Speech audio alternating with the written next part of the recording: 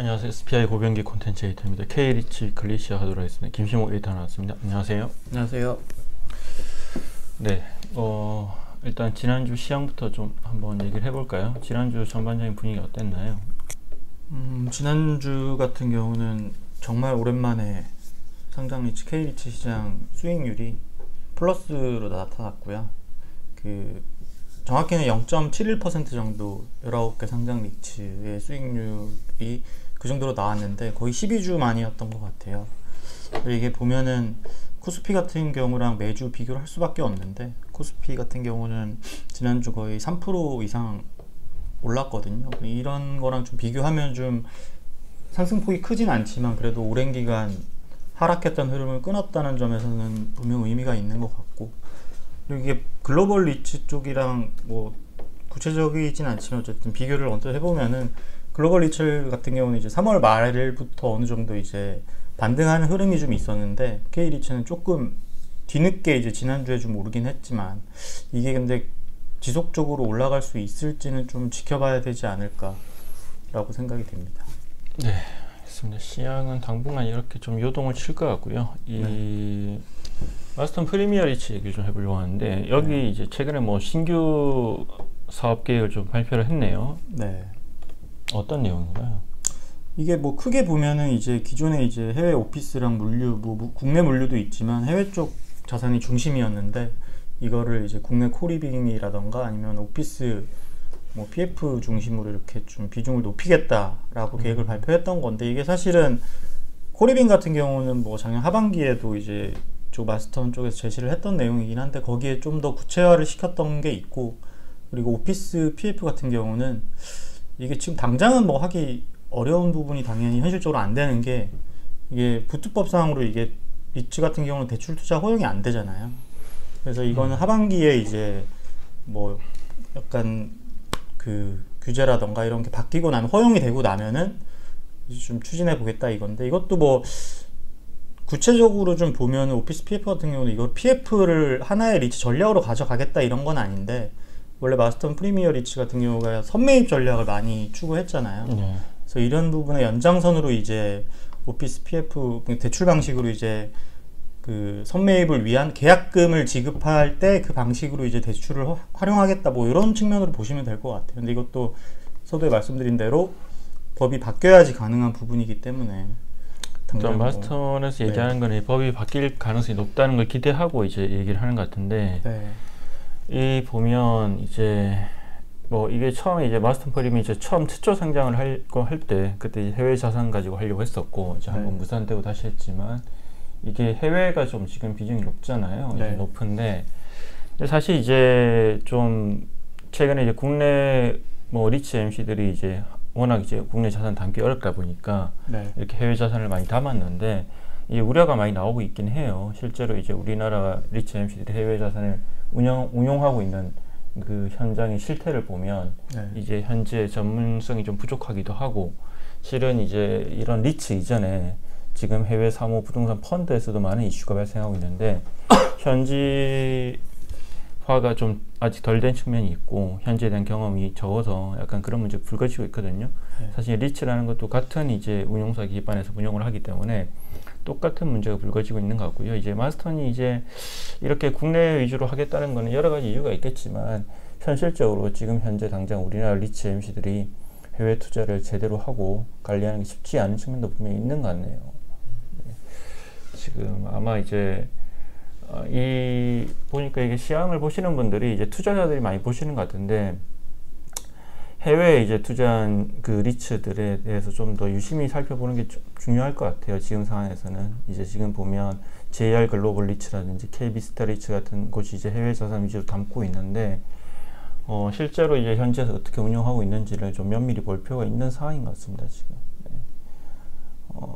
그리고 이게 보면 코리빙 얘기를 했는데, 사실 코리빙은 이 오퍼레이터가 되게 중요한데, 최근에 이제 마스턴 프리미어 리츠가 이제 유니언 플레이스라는 곳과 이제 오퍼레이터랑 손을 잡고 이제 코리빙을 리츠로 확대하겠다 이렇게 발표를 하긴 했습니다. 이제 다만 이제 이 한국의 이제 코리빙 오퍼레이터는 이제 한 2018년 전후로 나오기 시작했고, 이제 시장에서 좀 뭔가 이제 트랙 레코드가 검증이 되고 있는 그런 상황인데, 아직 많지는 않습니다. 근데 사실 이제 유니온 플레이스가 아직까지 이제 많은 어떤 운영 실적을 갖고 있다고 보기 힘들고요.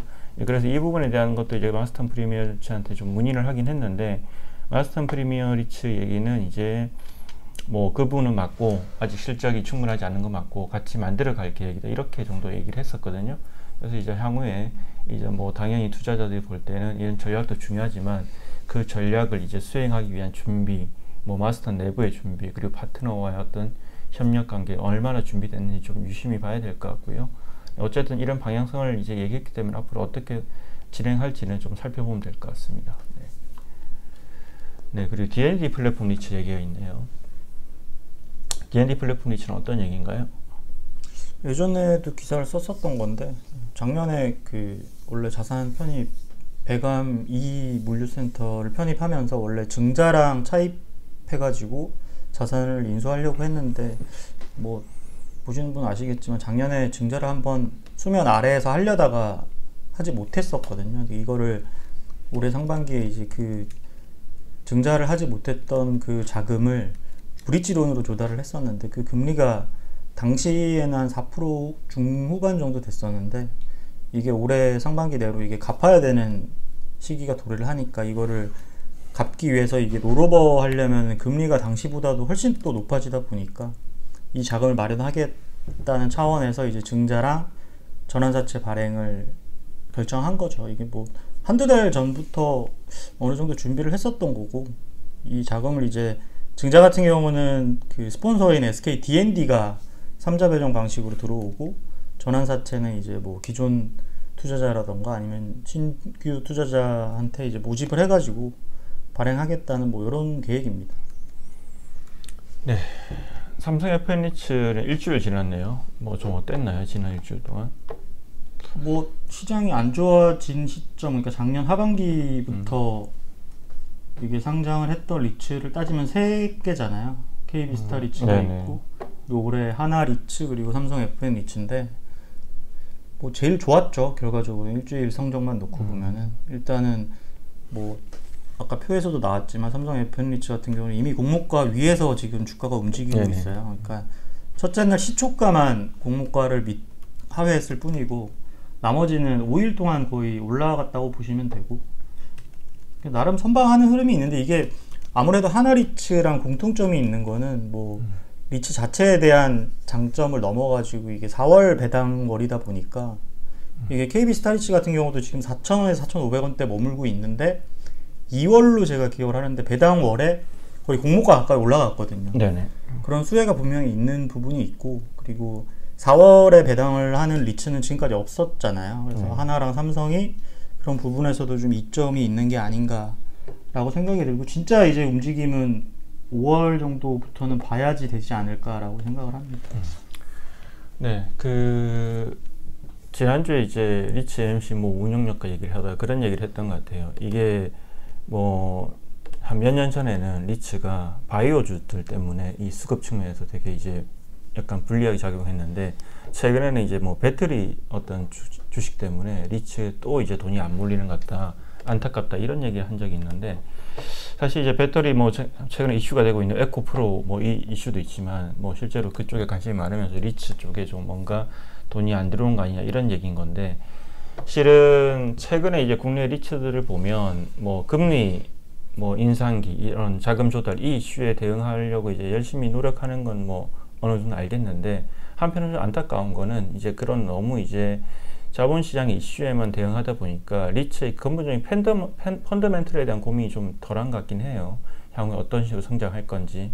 그러니까 실제로 이제 이 시기도 분명히 지나갈 거고, 그러면 이게 결국은 리츠라는 게 기초자산이 부동산이고, 각 상업용 부동산의 가치에 따라서 리츠 주가가 결정되기 때문에 그런 부분이 다시 주목될 수밖에 없는데, 그런 부분에 대한 준비가 되게 좀 아직 안 되고 있다는 생각이 많이 들고, 실은 글로벌하게 봐도 이제 오피스 시장이 되게 많이 변하고 있잖아요. 한국은 좀 다른 차이가 있긴 하지만, 실제로 한국도 이제 시간이 지날수록 오피스 시장에도 분명히 어떤 뭐 양극화 현상이라든지 오래된 것과 이제 새로운 빌딩 간에 이런 현상들이 나타날 텐데, 한국은 특히 오피스 리츠 비중이 높잖아요. 그럼 이런 오피스들이 그러면 지금 오래된 오피스들을 어떤 식으로 향후에 밸류를 높일 건지, 이런 부분에 대한 고민도 분명히 필요한데, 그런 부분에 대한 것들을 많이 놓치고 있는 게 아닌가, 지금 당장 눈앞에 일들 때문에 그런 생각도 많이 들긴 했습니다. 지난주에 이제 리치 MC랑 대화를 나누면서. 그래서 이제 뭐 금리가 당분간은 이 상황이 계속될 거고 이런 어떤 변동성이 계속되겠지만 이제 어쨌든 이 시기도 지나갈 것이기 때문에